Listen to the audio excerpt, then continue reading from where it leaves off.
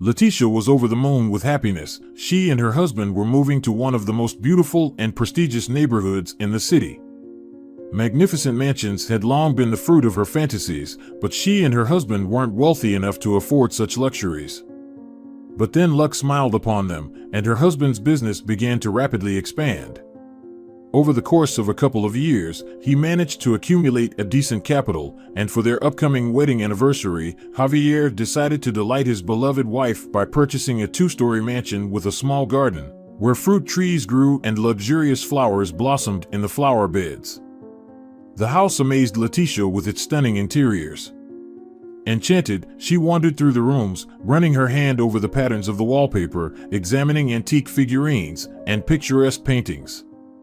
She held a notebook in her hands, making notes on what items were missing in the house and what needed to be gotten rid of or replaced. Letitia was particularly taken with the bedroom, which was decorated in shades of cornflower blue. There was a wide double bed, covered with a bedspread embroidered with silver threads, a dark brown dresser, a large comfortable wardrobe, and a mirror in a beautiful frame.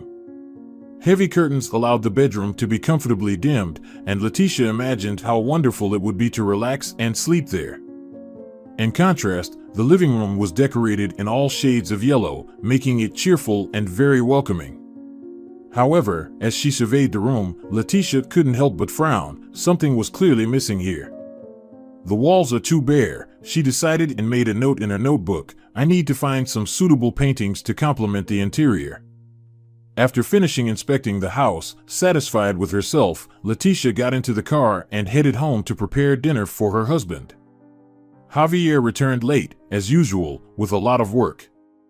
He happily ate a plate of mushroom risotto and thanked his wife. "Did you visit the new house today? Was there a lot of work?" he asked. "The rooms and kitchen are in very good condition," Letitia replied. "I like everything. Honestly, I'm absolutely thrilled. There are a few things that need to be replaced, of course, but those are just minor details. I made a bunch of notes in my notebook. Tomorrow I'm going shopping to buy everything that's missing." Javier hugged his wife and kissed her on the cheek. "You're such a clever one," he said affectionately. Letitia smiled in response. "I think by next week, we'll be able to move into our new home," she announced solemnly. "Excellent," Javier replied. "I'm really looking forward to it." The next day, Letitia went shopping. She bought hangers, a coffee table, a mirror for the bathroom, new curtains, and then headed to the art gallery. Luck was on her side. There was a sale this week. Letitia walked around the spacious rooms of the gallery for a long time, examining the paintings, but nothing appealed to her. Many paintings predominated with sad shades of blue, and Letitia really wanted to preserve and emphasize the feeling of joy and warmth that the living room in their new home evoked. Letitia was almost despairing of finding anything suitable when suddenly, in the corner of the room, she noticed a small canvas that immediately caught her attention. The painting depicted a young girl. She appeared to be no more than 18 years old. The girl had curly chestnut hair, a turned-up nose covered with freckles, and a rebellious fringe. She was sitting on the grass in a light yellow dress, with a wreath of dandelions on her head. The whole painting was literally saturated with the atmosphere of a sunny noonday, and the love that the artist felt for the girl. And this love was so palpable in every stroke that Letitia couldn't help but feel goosebumps. She leaned over and took the painting in her hands. Yes, it perfectly suited the living room and seemed to have been custom-made for their new home with Javier. "I wonder who the author is." Letitia searched for a signature and noticed the initials EA in the corner of the canvas. They didn't tell her anything. The girl looked at the price and gasped. The painting cost practically nothing. How strange, Letitia thought. She knew a bit about painting, as she had studied art history quite extensively at university, and could confidently say that the creator of the canvas was a master of his craft, not a casual amateur. The painting exuded innate talent, deep knowledge, and years of experience. So why was his creation so cheap? Letitia decided to ask the owner of the gallery about this, a fragile woman with delicate wrists and almost translucent blue eyes, whose artistic nature and artistic mindset were immediately evident. "Oh, this painting," exclaimed the owner. "I also stared at it for a long time. Isn't it a wonder? Only a true master of the brush can convey the carefree and lightness of a beautiful summer day like this. There's definitely a piece of his soul left in this painting." "I'm impressed too," Letitia admitted, "but why was it priced so low? I would pay much more for it." The gallery owner nodded. "You're right," she said. "I was also very surprised. However, that's the price set by the author of the painting himself." She shrugged and gestured with her hand. Letitia nodded in response, still feeling puzzled. "I'll take it," she told the owner and asked, "Do you give any percentage of the sale to the artist?" The woman shook her head. "They sent me this painting from Europe. Unfortunately, I don't know the name of the author, and I don't have any contact information for them, so even if I wanted to, I couldn't send them anything." Letitia took out the necessary amount of money from her wallet and handed it to the woman. Refusing packaging, she thanked the owner and left the gallery, carefully carrying the painting in her hands. Letitia placed it on the back seat of her car and drove to the new home. There, she put the canvas on the couch in the living room and admired it for a while. "You will become a real decoration of this place," Letitia whispered to the painting. Then she busied herself with other things for a while, but before leaving, she glanced at the canvas again, feeling the same joyful feeling that had overcome her at the first sight of the young girl in the yellow dress. Letitia left the house in high spirits. A week later, she and Javier moved into the new home. With a smile, they toured the transformed rooms, and her husband gently kissed Letitia. "I told you, you're a genius. You handled everything yourself." Javier praised Letitia and added, "It's so cozy and nice here, I feel like I want to live here." They both laughed, and then Letitia took her husband's hand and led him to the living room. "There's one thing I couldn't manage," the girl confessed, nodding towards the painting. "It needed to be hung on the wall, but I don't know how to drive nails." Javier smiled. "You're a real woman, and that's why I adore you," he said, and went to the pantry for tools. In a quarter of an hour, the painting was hanging on the wall, and Letitia was absolutely happy. "Now let's go to a restaurant and celebrate this event," Javier suggested, but his wife shook her head. "No, let's spend this evening in our new home. I'll cook something delicious if you don't mind waiting a bit." Javier agreed. Dinner was a great success. Letitia always cooked wonderfully. Javier wiped his mouth with a napkin and leaned back on the soft chair. "Your food is tastier than in a restaurant," he praised his wife. Letitia smiled gratefully. "By the way, do you know who our neighbors are?" Javier suddenly asked. The girl shook her head. She got up from the table and started to gather the empty plates. "And who are they? Any celebrities?" Javier shook his head. "Not at all. It's an elderly couple. They live alone in a huge mansion. I think it's twice the size of ours. Pleasant people? Quite. You can tell they're educated, and there's something to talk about with them." Letitia put the plates in the sink and returned for the glasses. "So why don't we invite them to dinner?" she suggested. "Why not?" Javier shrugged. "I think it would be quite appropriate and even commendable on our part. Tomorrow I'll stop by and invite them for Saturday dinner." "Excellent," Letitia agreed. "And I'll think about the menu." On Saturday evening, when the whole house seemed to be permeated with delicious aromas, the doorbell rang. Standing on the doorstep was an elderly couple. He's tall, gray-haired, but still attractive man. She's a petite, fragile woman with a fashionable haircut. Letitia and Javier greeted the guests with warm handshakes. "We are very pleased to meet you," the elderly lady said friendly. She had a soft and rather low voice, and she created a very pleasant impression. "My name is Ilona.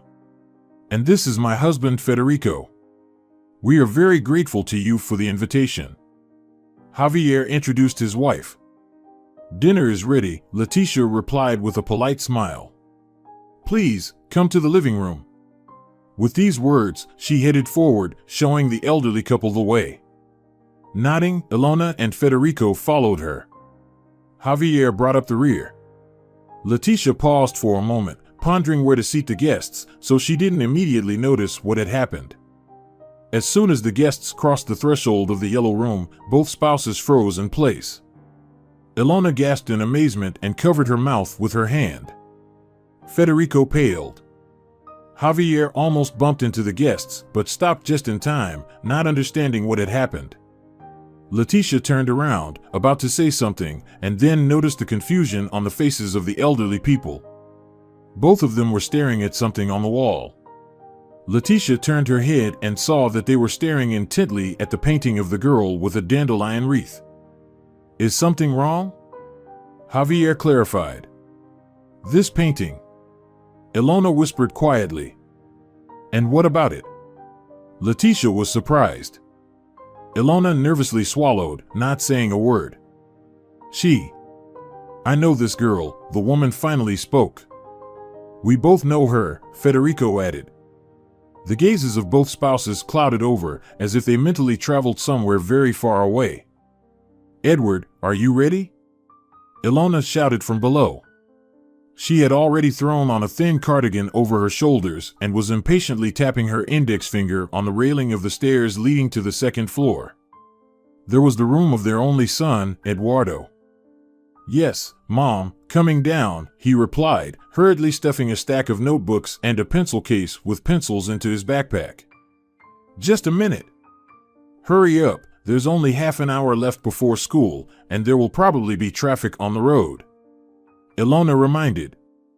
Eduardo attended a prestigious business school. His parents wanted him to follow in his father's footsteps, who was a successful businessman.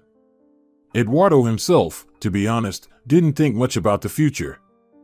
He was only 14, and his life consisted of friends, soccer, trips out of town, and camping in the mountains. That day was as ordinary as can be. The boy came back from school on the school bus, quickly had a snack, and went to kick the ball at the old stadium, which was a few blocks away from his home. He met his friends there almost every day. This place was different from the luxurious neighborhood where Eduardo lived, so he never told his parents that he went there. The abandoned stadium was in the heart of the old town, surrounded by a maze of narrow streets where quite poor families lived. They hung their laundry right on the streets, and their children played with stones in the dust of the pavement. Eduardo liked that he had his own personal, secret life that his mom and dad didn't know about. It made him feel grown up in his own eyes. Some of the friends he played soccer with were from his school, others were locals. Eduardo never behaved arrogantly towards them. In the game, everyone was equal. From the poor kids, the boy learned and even picked up many inappropriate words. He thought it was cool to talk like that, but of course, he carefully filtered his speech in front of his parents. Eduardo and his friends lazily kicked the ball when suddenly they heard barking and squealing. Attracted by the sounds, the boys ran to see what was happening. Turning around the corner of the neighboring building, they found themselves in a small alley where they saw the following scene. Several large stray dogs, growling threateningly, surrounded a small ginger and white dog. Nearby stood a girl, trying to fend off the dogs with a stick. Eduardo gave her a quick glance. Chestnut curls, brown eyes, clothes clearly boyish and not fitting her size. Probably handed down from an older brother, Eduardo decided and looked away. The boy didn't suspect at the time that this encounter would change his entire life. "Hey, Marissa, what's going on here?" shouted one of the poor boys. "They attacked Pedro," the girl replied, almost in tears. "Wait, don't interfere, we'll scare them off ourselves," said the boy. He took the stick from her and fearlessly moved towards the stray dogs. It was clear that he was not used to facing difficulties face to face. Eduardo was even involuntarily impressed by him. The dogs growled, but feeling the fearlessness emanating from the boy, they tucked their tails and retreated. The other boys chased them away with shouts and loud cheers. "Well, that's it," the boy said happily, throwing away the stick, and bent down to pat the ginger and white puppy behind the ear. "Pedro, you have nothing to be afraid of anymore." Then he stood up and smiled at Marissa. "And you better not try to deal with them yourself anymore," he said sternly. "Call us right away. We're always hanging out at the stadium. Marissa nodded. Who's that? Asked Eduardo when the girl and Pedro left. A neighbor, the boy replied. I've known her since we were babies. Eduardo nodded and immediately forgot about the girl and her dog. But Marissa and Pedro started coming to the stadium often. The girl would sit on the old half-rotten bleachers and watch the game attentively. Eduardo, for some reason unknown to himself, began to find himself looking forward to her appearance each time. He would constantly glance in Marissa's direction and miss passes. Hey, stop daydreaming, someone shouted at him.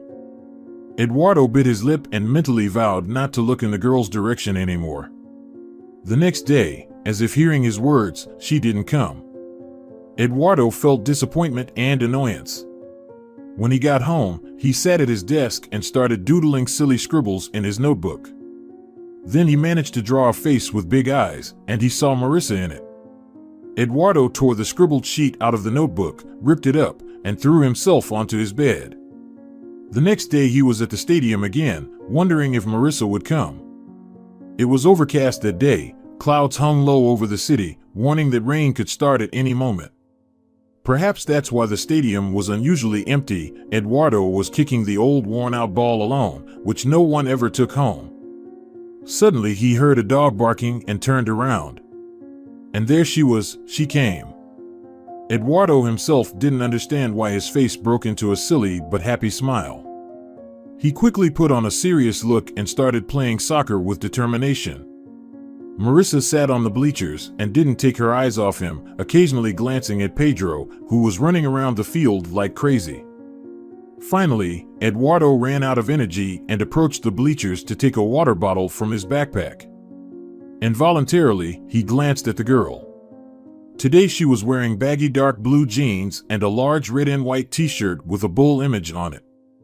Eduardo briefly met the girl's big brown eyes and quickly looked away. Are you afraid of me? He heard her ask. Where did you get that idea? Eduardo protested. I just feel it, the girl simply said. Eduardo forced himself to look at her. She stared back intently. You're from the rich kids, aren't you? Marissa said, squinting her eyes. For some reason, Eduardo felt embarrassed, as if being rich meant something bad. Not really, he mumbled. Do you have a big beautiful house? She asked. Eduardo nodded. And a car? The girl continued to ask. Yeah, my parents do, Eduardo said. So, you're rich, Marissa concluded. Eduardo shrugged. Does it matter? He asked. It does. I'd like to become rich, the girl said. And then what? I could do whatever I want, Marissa admitted. And help others. Eduardo pondered. Does he always do what he wants? He goes to school because he has to. Plays soccer because all his friends do. Marissa stared at him intently with her deep dark eyes, and Eduardo felt strange. As if he had just woken up and couldn't remember where he was.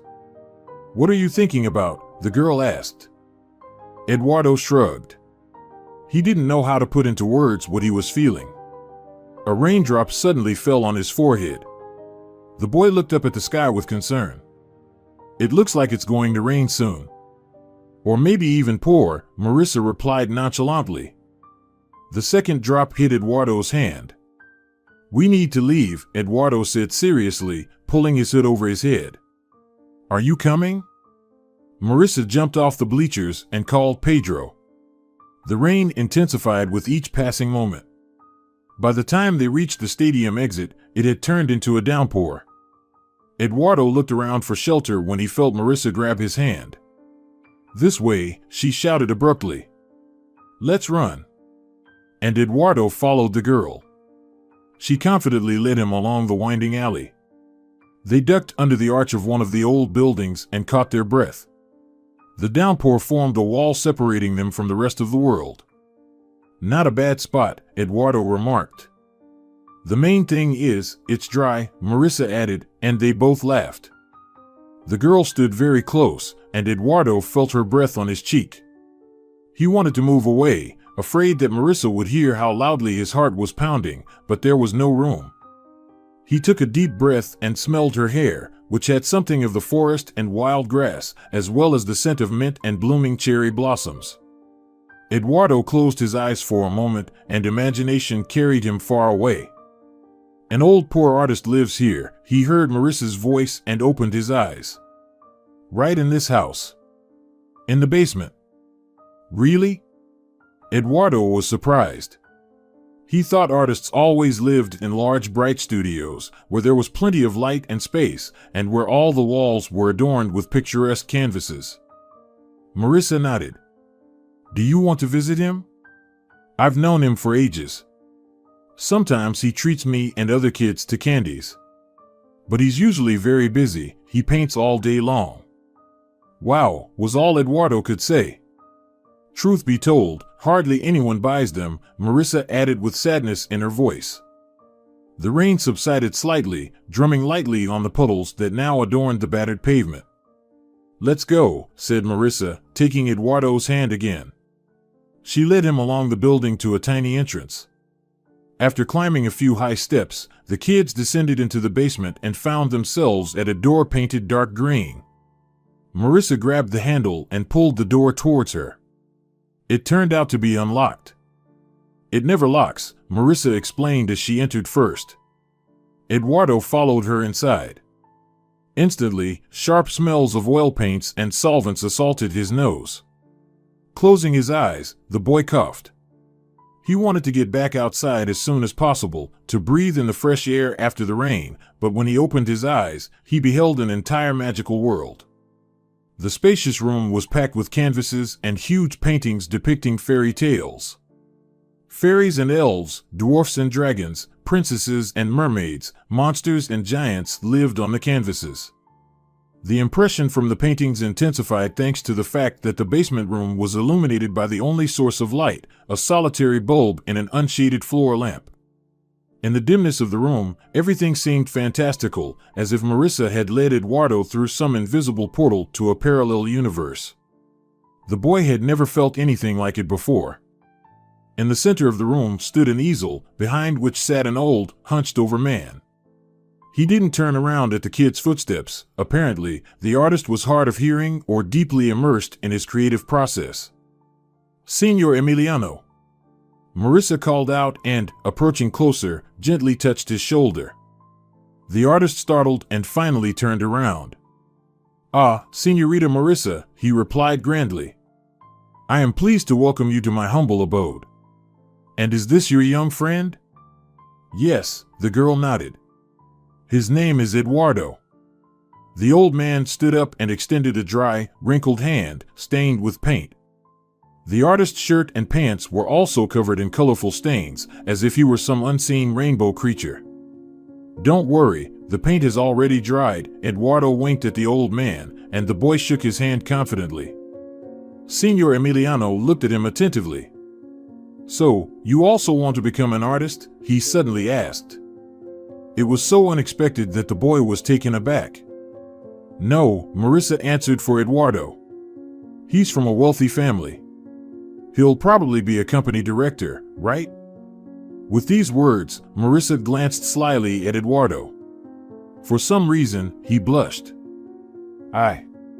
Well, yes, my dad wants me to continue his business, Eduardo replied. Signor Emiliano didn't take his eyes off the boy.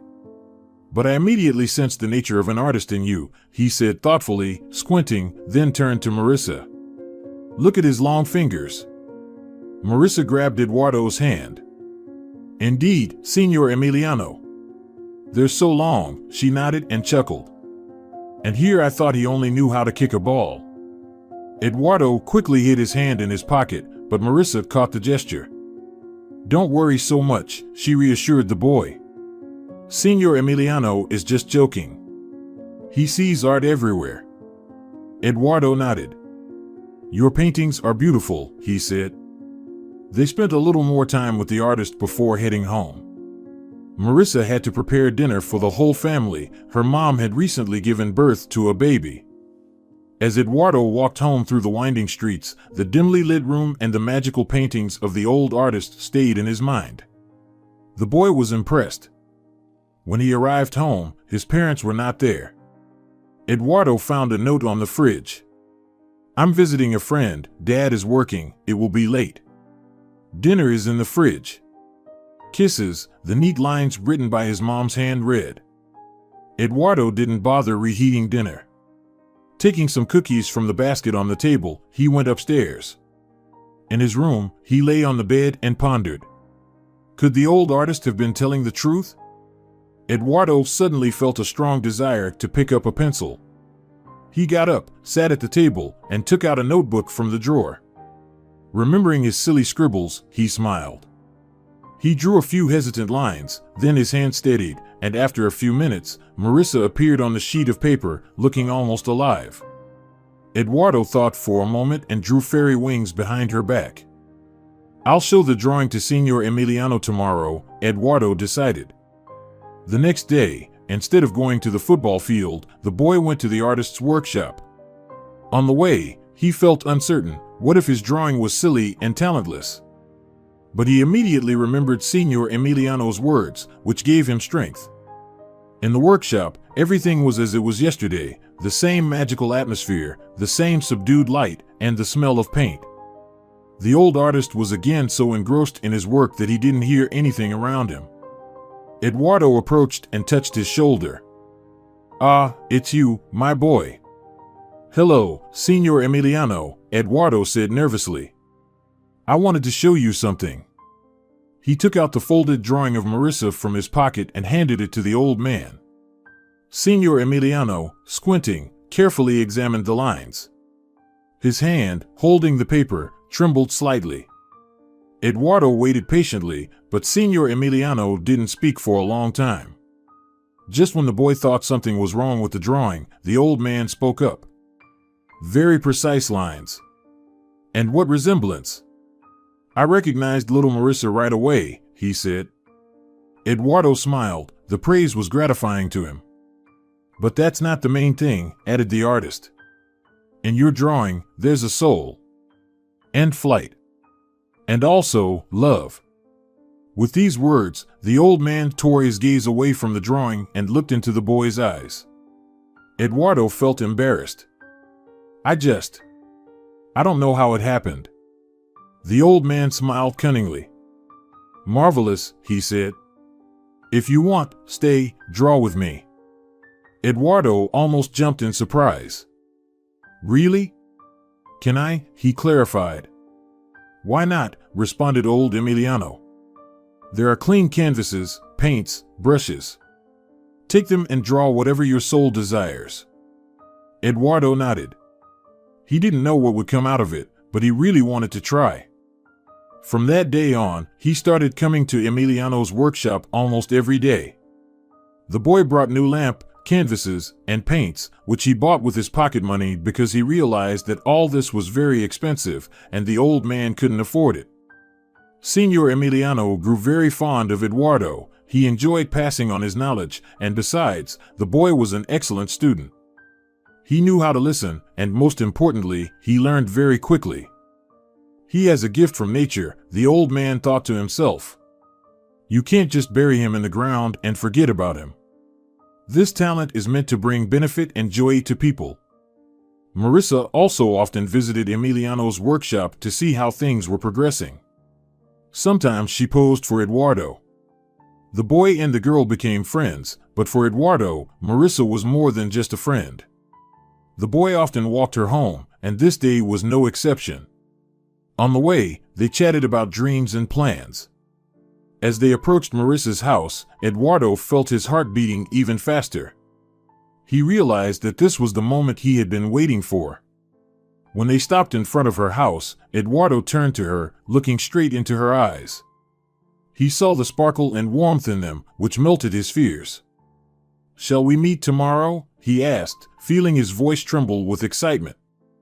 Marissa smiled back at him. "Yes, let's meet by the workshop, just like today," she replied, her voice soft and confident. Eduardo approached her as if drawn by a magnet. He felt her warmth and breath on his face. He leaned in and gently kissed her lips. The first kiss was like magic. For both of them, it was a moment of complete transparency when they opened their hearts to each other. In this kiss were embedded their hopes, dreams, and feelings that they had kept inside. After the kiss, Marissa shyly lowered her head. "Is something wrong?" Eduardo worried. "Everything's fine," Marissa replied quietly. "Just..." "What?" "You're rich, after all," the girl said. "Your parents would never allow you to associate with me." Eduardo hugged her and whispered. "They'll have to accept it," he replied decisively. Several years passed. Eduardo and Marissa continued to meet secretly, and the young man went to Senor Emiliano's workshop several times a week to paint. The final exams were approaching, followed by admission to the business college that Eduardo's father had chosen for him. In essence, admission to it was just a formality. His father knew the director and all the teachers very well and had long since arranged with them that his son would study there. However, Eduardo himself had long been doubting whether he really wanted to follow in his father's footsteps. The path of an artist enticed him and wouldn't let him go. At night, he dreamed of unwritten paintings, and he often jumped out of bed to quickly sketch what he had seen in his dreams. He was simply obsessed with painting, shapes, colors, textures, and everything related to it. Marissa always supported Eduardo. Their relationship was cloudless, but the fact that her boyfriend's parents still didn't know about them troubled the girl. "You need to tell them everything," Marissa often said. Eduardo just nodded in response, but couldn't bring himself to take any action. And then the hot season of exams came, which Eduardo passed with flying colors. His parents were very pleased and suggested celebrating the end of school at a restaurant. Eduardo agreed, but said he wouldn't be alone. "Do you have a girlfriend, son? And for how long?" Ilona exclaimed in surprise. Eduardo nodded. "For quite a while." Ilona clapped her hands. "Why didn't you introduce us? I really want to meet her." Eduardo picked up Marissa exactly at 7. In honor of finishing school, his father gave him a brand new car. Marissa was waiting for him on the porch of her house. She was wearing a simple but very cute pink dress, and she had tried to tame her unruly hair into a beautiful hairstyle. "I didn't put on high heels," Marissa said when Eduardo got out of the car. "First, I don't know how to walk in them, and second, I don't have any." Eduardo smiled. "You look beautiful even without heels," he sincerely said and kissed her. Then he turned to the car and casually asked, "By the way, how do you like my ride?" "It'll do," Marissa said mischievously, and they both laughed. They arrived at the restaurant right on time. Eduardo was very nervous, and Marissa even more so. He could feel her hand trembling in his large palm. He squeezed it tighter, as if saying, "Everything will be all right." However, things didn't go well. Seeing Marissa's cheap dress and jewelry, Eduardo's mother pursed her lips. Federico also remained quite cold. Ilona asked Marissa what she was doing and which college she planned to attend. Marissa shook her head, admitting that their family couldn't afford it. After those words, the coldness at the table became almost palpable. When everyone finished dinner, Marissa said she had a slight headache, and Eduardo drove her home. They were silent almost the entire way. "They just need some time," Eduardo said hopefully. Marissa silently nodded, although deep down she knew it was just an illusion. Eduardo's wealthy and snobbish parents would never accept her. At Eduardo's home, his mother showered him with reproaches. "How could you get involved with a poor girl?" she shouted. "She's not your equal." Federico remained silent, but his demeanor clearly indicated that he agreed with his wife. "You just don't know her," Eduardo exclaimed angrily. "Marissa is wonderful, sweet, funny, and real. You're too obsessed with money and status to see the essence. And I don't care about her social status. I love her." With these words, Eduardo stormed upstairs and slammed the door to his room. Taking a deep sigh, Ilona sank into a chair and covered her face with her hands. What did we do to deserve this? She murmured quietly. Federico approached his wife and, embracing her, stroked her hair lovingly. Don't worry, dear, he said gently. Soon Eduardo will go to college and forget about that ragamuffin. Remember my words. But it was not meant to be. The day before Eduardo's departure, he disappeared. Ilona and Federico were beside themselves with worry and fear. They called the police and told them they suspected their son had gone missing with a poor girl named Marissa. The police began a search, but Eduardo was never found. A few days later, Ilona and Federico found a simple white envelope at the front door, containing a note. Dear Mom and Dad, forgive me, Eduardo wrote, but I can't do otherwise. I don't want to part with Marissa, whom I love very much. And I don't want to attend business college. My calling lies elsewhere. I will be an artist, and I truly hope to become famous worldwide. When you find this note and read these lines, Marissa and I will be strolling through autumn Paris. I'm sorry again.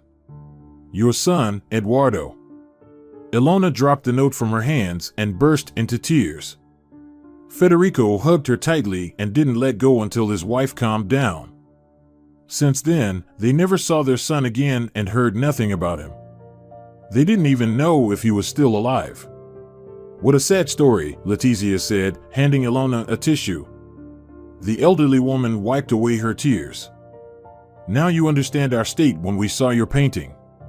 It depicts Marissa, that same poor girl we only saw once in the restaurant. But she's impossible to forget. There's something. Sincere, interjected Letizia. Genuine. Ilona nodded. You're right, she replied thoughtfully, her gaze fixed on the canvas. This painting. It exudes a very strong love. Letizia looked again at the girl on the canvas. I feel it too. Ilona excitedly took Letizia's hand.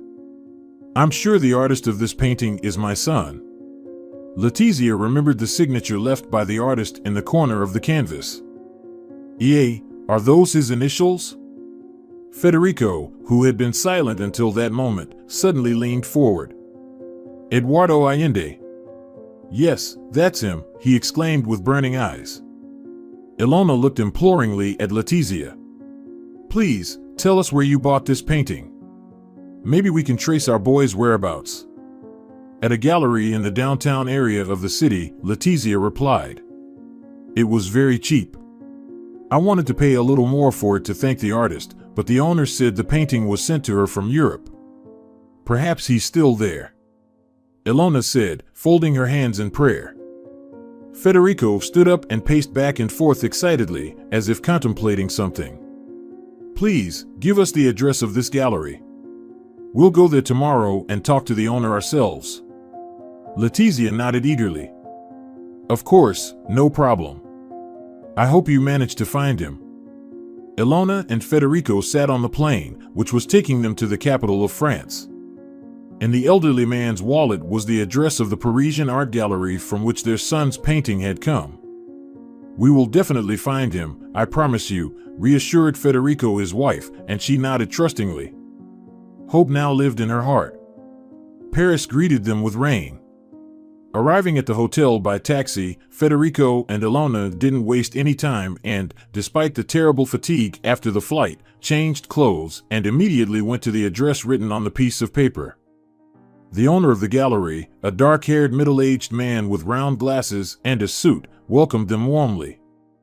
We've come to you from afar with a very delicate question, confessed Federico. We're looking for our son, simply stated Ilona. He's an artist. His name is Eduardo Allende, added Federico. Does that name ring a bell to you? The gallery owner frowned. It was evident he didn't know how to proceed. After a brief hesitation, the man firmly stated that the name was unfamiliar to him. But how can that be? Ilona couldn't believe it. Federico stared intently at the man, realizing that he was likely lying to them, but there was nothing he could do. The couple had to leave on their own. However, at the doorstep, Ilona turned around once more and said softly, If you happen to remember him, please tell him that his parents really want to see him. We truly regret not supporting him back then." Federico nodded eagerly. "And please, tell Eduardo that we are staying at the Four Seasons Hotel." The gallery owner gave a short nod, avoiding eye contact. The elderly couple left the gallery, feeling dejected and sad. The next day, they decided to take a stroll around the city, and when they returned to the hotel, they saw Eduardo in the spacious lobby. Ilona and Federico were speechless. The young man ran his hand through his beard and looked much older than when they last saw him. His haggard appearance and shabby clothes shocked them. Tears welled up in Ilona's eyes, and she couldn't help but wonder why Eduardo hadn't been kicked out of such a luxurious hotel. "Son," she exclaimed, rushing towards him. He looked at her somewhat distantly, but Ilona paid no attention and hugged her son tightly. "Eduardo, we've missed you so much." Federico approached and patted his son on the shoulder. Ilona felt Eduardo tense up, but the tighter she held him, the more he relaxed in her embrace. "Mama," he whispered finally. "Have you really forgiven me?" "Of course, son," Ilona assured him. "It's us who should ask for forgiveness. We acted like real snobs. Now I understand how important that girl was to you. I saw your painting, the one with her wearing a dandelion crown." "Really?" Eduardo looked surprised. Ilona finally released him from her embrace. "Yes, and it's beautiful. That painting helped us find you. But why did you sell it so cheaply?" Eduardo lowered his head. "There's much I need to tell you." "Then let's go to a nearby restaurant," Eduardo's father suggested, but the son shook his head. "Aren't you ashamed of my clothes?" "You've never endured poverty," he said softly. Ilona felt embarrassed. "Forgive us, son," she said. "We don't care what you're wearing," Federico added sincerely. "We've come to understand a lot over the years," Ilona admitted. They headed to a restaurant where they were seated at a table and handed menus. However, none of them even touched it. These three hadn't seen each other for too long to think about food. "I did become an artist, indeed," Eduardo began his story.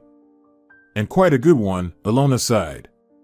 "I was invited to various events. My paintings were constantly featured in exhibitions. I was making decent money. Marissa and I planned to have a grand wedding, but..." Eduardo suddenly stumbled and turned pale. Ilona anxiously took his hand. "What happened?" "Marissa got sick," Eduardo replied softly. "All the money I earned went into her treatment." Ilona couldn't take her worried eyes off her son. "And then what?" she asked. "It didn't help. Marissa continues to fade away with each passing day. She needs surgery. And we need money. Big money. So, I sold everything we had and started selling paintings for next to nothing." Eduardo lowered his head and started crying. "I love her so much. But I can't help her. We don't have enough money." Pale Federico placed his cold hand over his wife and son's hands. "How much is needed?" "I'll cover it all," he said firmly. Eduardo lifted his head, unable to believe what he heard. "Is that true?" he asked softly. "Of course," Federico nodded. "We're one family, after all." "Marissa will get better," Ilona said. "And we'll all dance at your wedding. And then take care of grandchildren. And you'll paint a portrait of me and Federico." And Eduardo gratefully smiled at her. Letitia listened to Ilona's disjointed narrative with surprise and joy. "I'm so glad you found your son," she said into the phone. "But now you need to rest well. You've been through so much. Sleep is the best solution now." After saying goodbye to Ilona, Letitia looked thoughtfully out the window for a few moments. Javier entered. In his hands were paper bags with groceries. Kissing his wife, he noticed that she was in some strange mood. "Is something wrong?" he asked, placing the bags on the table. Ilona called, Letitia responded. She approached her husband and started helping him unpack the groceries. "And how are things going?" Did they find their son? Javier asked, opening a bag of spicy crackers. Imagine that. Yes, the girl nodded joyfully. All's well that ends well, Javier philosophically remarked, pecking his wife on the cheek, and then went to the living room to watch TV. Leticia finished unpacking the groceries and joined him. Sitting on the couch next to her beloved husband, she looked at the young girl in the painting. I hope you get well soon, Leticia silently wished her. Dear viewers, if you enjoyed the story, please support the video by liking it and leaving a comment. Thank you very much.